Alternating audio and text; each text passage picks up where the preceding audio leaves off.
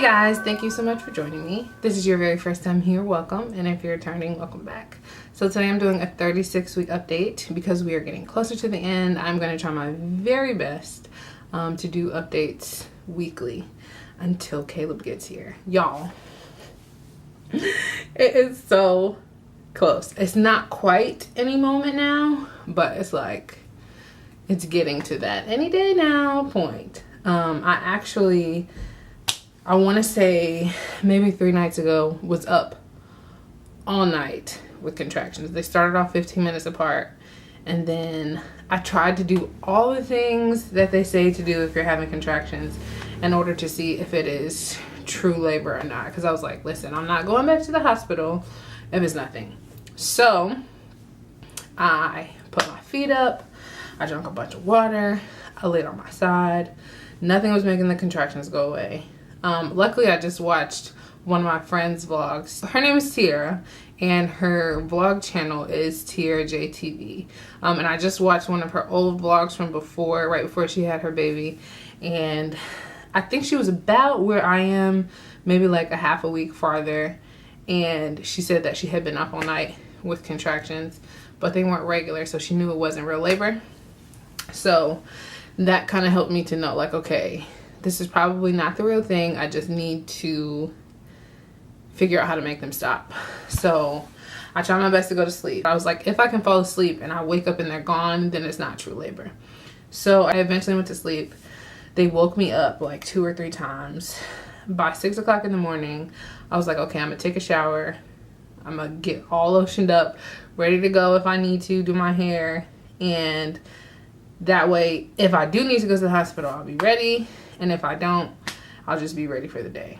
So I took a shower and I tried to lay back down, had something to eat, and that's when it kind of calmed down. So I was able to eventually fall back asleep, and that was it. So it's getting close. It's getting so close. I have prayed over and over again. I'm like, God, please just let me know when it's time to actually go to the hospital. And it's the same prayer that I ended up having to pray with Noah, because I went to the hospital twice before it was time. And I know y'all can relate. That is so frustrating to go to the hospital and they look at you like you crazy, like, girl, you are not in labor. Let me go ahead and give you this IV and send you home. So I'm not trying to have that experience anymore. So I just prayed, like, God, please let me know when it's time to actually go to the hospital. So I am hopeful that I will be sure. I really, in thinking about my birth plan, I really want to labor at home as much as I can. I've just been doing more reading and, watching videos and things like that. I find that a lot of times the doctors end up using labor-inducing methods because people come in very early in labor, and so then they put you on a clock as soon as you get there.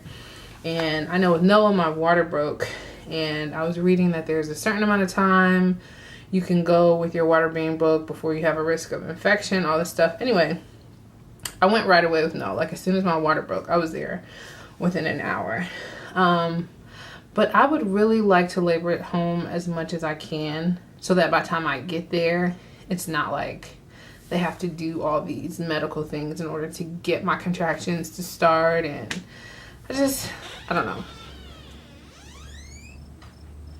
I'm talking to my friends. Hold on, I'm almost done. So, where was I? I don't know. Oh, yeah. So, that is my plan as far as laboring. And I just heard that, like, you're able to move around more and eat more and things like that. So I want to try to stay home as long as I can. But yeah, we all know how birth plans are. It's just a plan.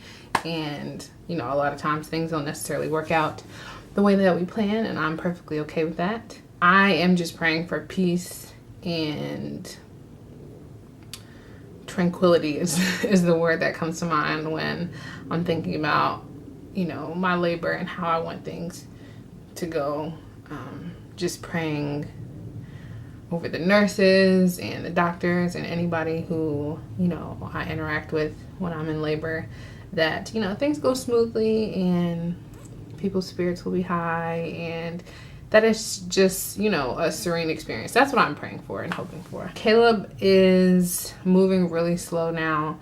I've always heard that when you get close to the end, they like stop moving. Noah never stopped moving. Like, he was bucking up until we got to the hospital to deliver him. But Caleb is starting to move a lot slower. His movement is actually kind of painful now. I have gained a total of 16 pounds. Let's pause for a moment and clap for Tiara. Let's do that. Thank you. This is a vast improvement when it comes to me being pregnant with my first son, because your girl gained a 40 whole pounds. No, I think I gained 60 pounds with Noah. So to have only gained 16 pounds, good job, Tiara. I know that a lot of that is due to the diet that I have to eat because I can't eat anything else. But I'm just gonna take what I can get. So hopefully, you know, the snapback is real, you know what I'm saying? And this body gets real cute after Caleb comes out. But we'll see what happens. I think that is all I have for you today. I am going to show you my bump, and I will see you next time. Oh, if you have not already, please go ahead and hit that subscribe button. I would love to have you guys back. So, you know, stick around. Anyway, thank you so much for joining me. I hope to see you next time. Bye.